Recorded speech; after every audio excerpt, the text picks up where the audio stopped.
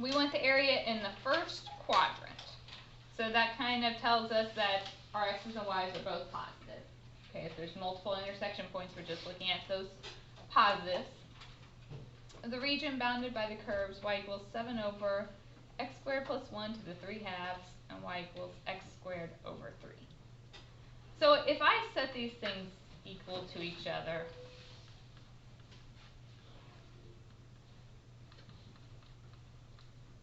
is this one where we are going to be able to find the intersection?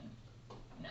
I'm pretty sure on the homework there is a section where it tells you, like, you'll need to use your calculator to find the intersection for these. So on the homework, that section you use the calculator, the rest you should be able to. So how did we find the intersection? We graphed them. I want everybody to do this. So you put the first one in for your y sub 1.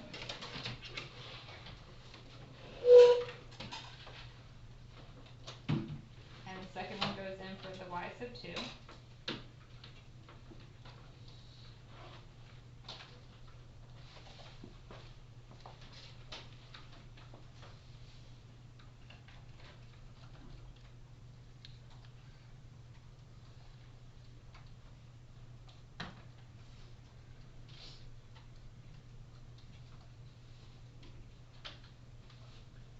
Your picture should look kind of like this.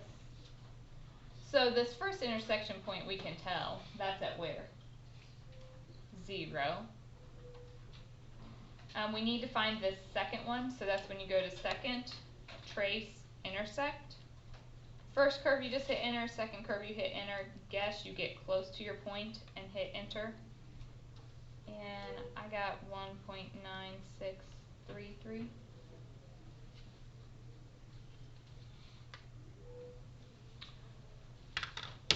Alright, so these are x values.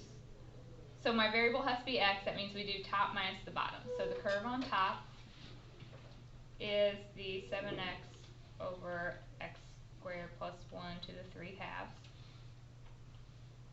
minus the one on the bottom, which is x squared over 3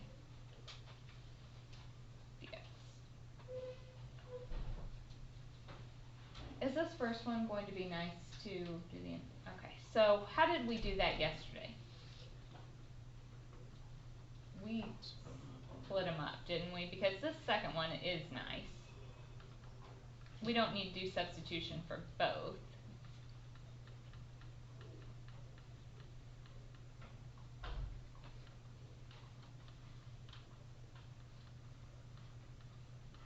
That's like a 1/3 x squared. So for this first one, my u would be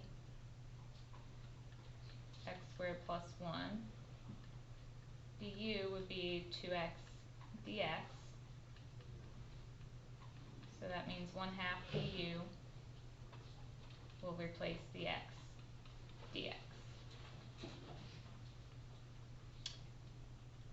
If we change our limits, if you plug in a 0, 0 squared plus 1 is 1. 1.9633 squared plus 1.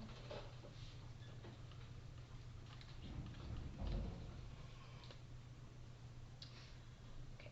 The x dx gets replaced with a 1/2 du. Times my 7 will give me a 7 halves. We have the du.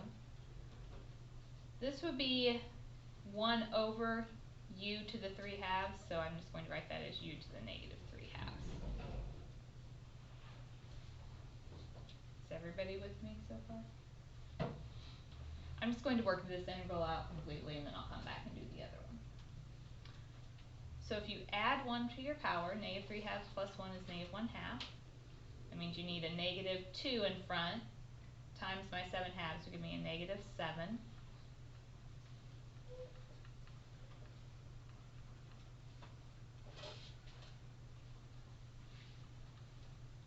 So if we plug that in,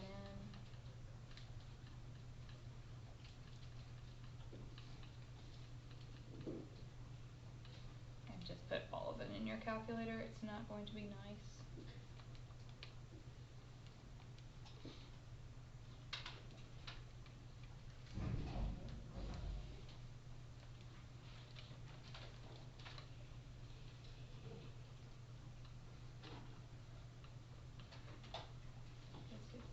8229 for that integral.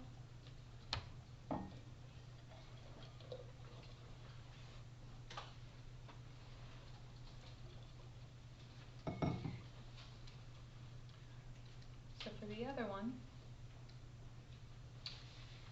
1/3 x squared, so if you add 1 to your exponent, that's x cubed, so you need a 1/3 in front times the 1/3 that's there, that's a 1/9.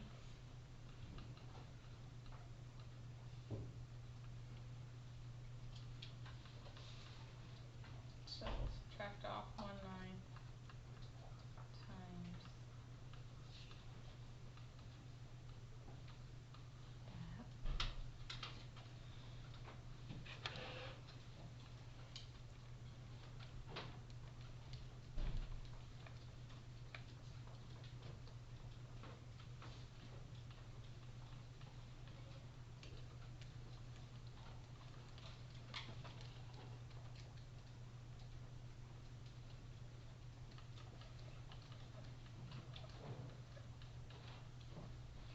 And I get 2.9821.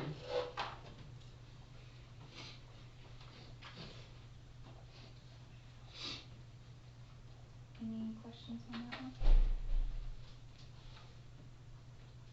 So that was another of the very ugly problems. That was the last example we had finished. So yesterday I gave you those book problems. The first 3 should have definitely been done already because that was from the first day. Yesterday I added on the others. So I would like these to be done tomorrow.